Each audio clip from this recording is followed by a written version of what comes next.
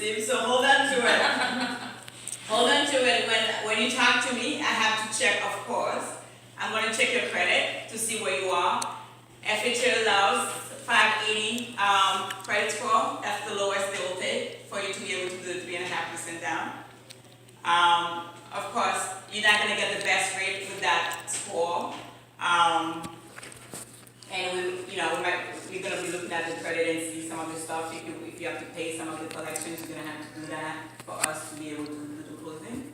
So that's another way to do it. But you should try to get your credit score as high as possible, because you're not going to get the best rate. It's going to cost you, to get that mortgage. It just makes sense, because this is what we look at when we to get your approval. It's your credit, your income, your debt, and your assets. These are the four things that we look at. So income, you need to be in your job for 2 years. 2 years, whether it's the same job, whether it's the same line of business. For example, nurses, if they transfer from one hospital to the next, they've been there for 2 years. It's been the 2 hospitals, that's fine. But if you go from McDonald's to become a CNA, 1 year here, 1 there, that doesn't count. It has to be 2 years in the same line of business or in the same job. That's the bottom line for everybody.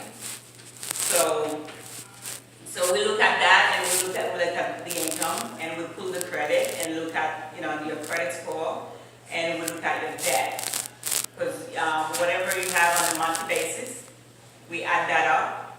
Your car note, the minimum payment on the credit cards, everything.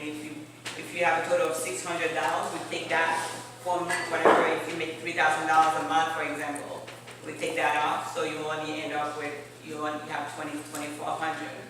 With FHA, they allow us to go up to 50% debt to income ratio.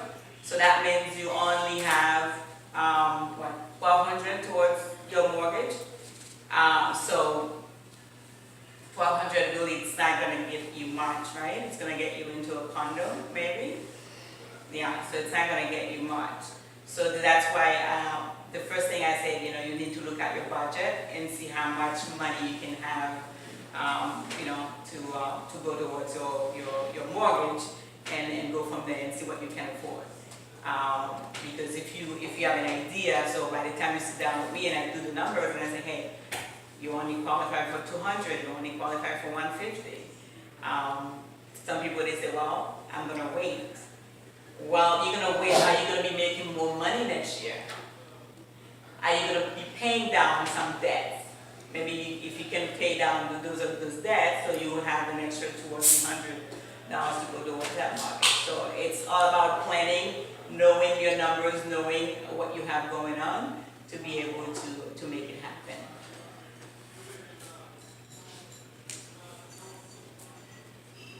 So I know we don't talk much about conventional anymore. Conventional loan, that's the loan that, back in the days everybody used to have. You needed 20% down. You don't need that anymore. If you have 620, 640 credit score, you can get a conventional loan. And we have a conventional loan that's even 3% down. So 5% down, you can get into a conventional loan. The good thing about conventional loan is the fact that the mortgage insurance goes away once you own 20% of the home. With FHA on the other side, it allows almost everybody to get into a home, but that insurance does not go away.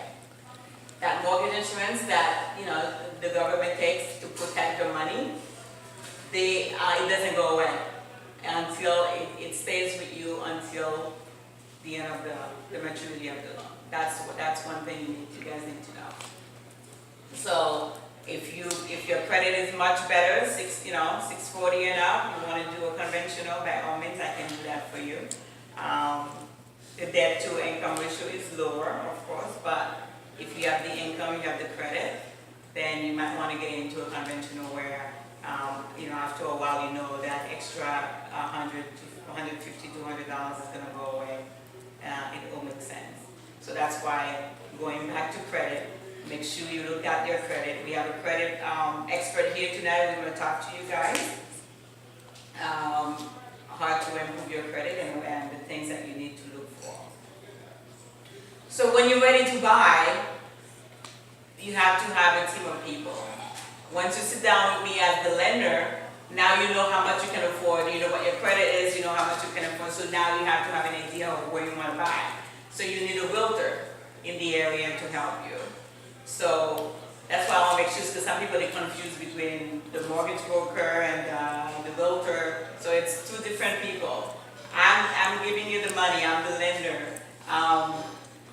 The realtor, if you have Bertie here, the realtor will go take you out and show you properties. Because now everybody's online, they go and find their own property and say, hey, show me this, show me that. But you still need a realtor, because some of the information that you can find online, she'll be able to tell you. For example, HOA, this is South Florida. Some of the properties you guys cannot see the HOA. Some of the HOAs are $400 a month, $500 a month, and you don't qualify for that. That's another issue too. Some people, they say they don't want HOA. If you qualify them for $250 to $260, they want a house with no HOA. Fine. But once you decide you want to get something within an HOA, then you need to talk to me, because I have to lower the pre-approval, because the HOA is going to take away from the amount that you actually qualify for. That's something to watch out for. So your realtor will actually talk, educate you about the market, what's going on. What are the homes selling for? They'll go over all that with you. They will work with you on putting in a contract. Any issues when you go do your inspection, any issues that come up, your realtor will be the middleman to negotiate for you between the owner of the house and yourself. What are they going to fix, whatever it's broken in the house, or what are they going to give you credit for? So that's the job. That's your realtor's job. Myself, you already know what I do. I'll tell you what you qualify for, what are the programs out there that are good for you, what is the best mortgage that you should take. And again, when you have a contract, I'll be working with everybody else, the realtor, the title company, to make the deal happen for you. So I have a slide here that says credit score breakdown. As a lender, how we look at credit score. I have people coming to me saying, oh, I have 600 credit score. They think it's the best. 600 is not the best, because you go from 300 to 850. So if you let's say anybody with a 300 credit score. So between 300 and 649, it's considered poor credit. 650 and 699, it's fair. 700 to 749, it's good. That's what you guys should plan on being, between 700 and 749. So when you have that credit, you can talk to me. You can say, Rose, your rate, you're giving me, I need the best rate. Or if I'm offering you 4 or 5%, you can say, oh, I want a 3% rate because my credit is 749, so I can go somewhere else. I can shop around for the best rate. But if I'm dealing with you, your credit is 580, 600, you'll take what I can pay you.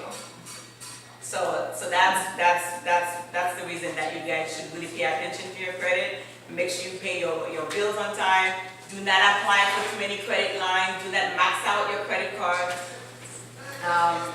All the credit lines that you have, you should hold on to them. I see a lot of people, they try to give their credit themselves. They go and close out all the older cards they have. It hurts you instead of helping you. Because the way we look at credit, it's good payment history.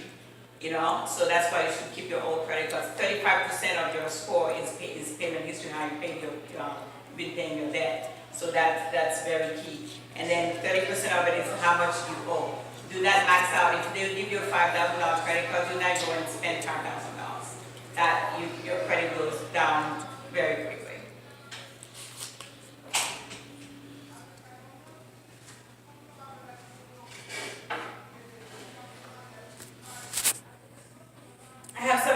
note when you're actually applying for a mortgage, you already have a contract, you are going through the paperwork trying to get you to closing.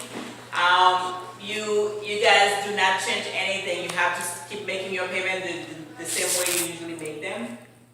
You have to stay current on everything.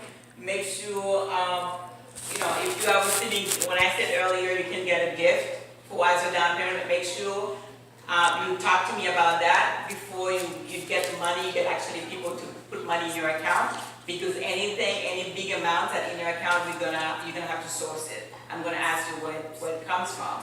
If you cannot source it, so you cannot give me where it came from, we can't use it. So make sure before you start moving money between accounts, you let me know what's going on so I can tell you the proper way to do it.